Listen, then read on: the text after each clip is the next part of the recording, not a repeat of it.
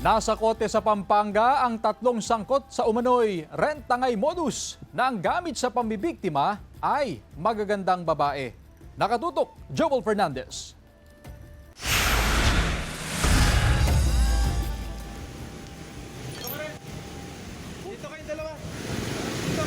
Sa parking lot ng isang commercial establishment sa Angeles City, Pampanga, nadakip ng PNP Highway Patrol Group ang mga sospek na kinabibilangan ng 2 lalaki at 1 babae. Ayon sa HPG, dito raw sana nila ipapasa ang dala nilang kulay pulang 4-door sedan sa nakuha nilang buyer, na hindi nila alam ay undercover police pala.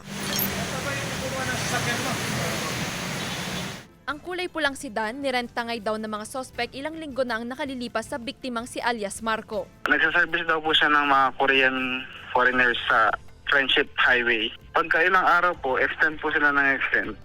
Doon na po kami na, bakit hindi nila binabalik yung sasakyan?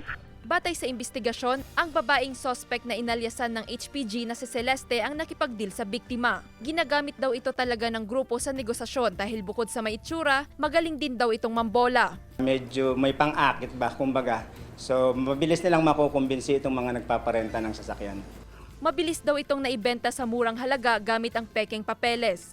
At sa verification pa ng HPG, sinasabing sangkot din ang mga sospek sa cash-in, cash-out modus na sumisimot ngayon ng laman ng mga e-wallet account sa mga sari-sari store. Ang mga sospek sa CCTV video na ito, bini-verify na ng HPG. Maging maingat din po tayo at mapanuri. Kung meron po kayong mga CCTV pwedeng install sa harap ng tindahan upang kung sakali mang matakbuhan kayo ng mga to, meron po tayong mga reference na magagamit sa pag-backtrack. Joel Fernandez, One North Central Luzon.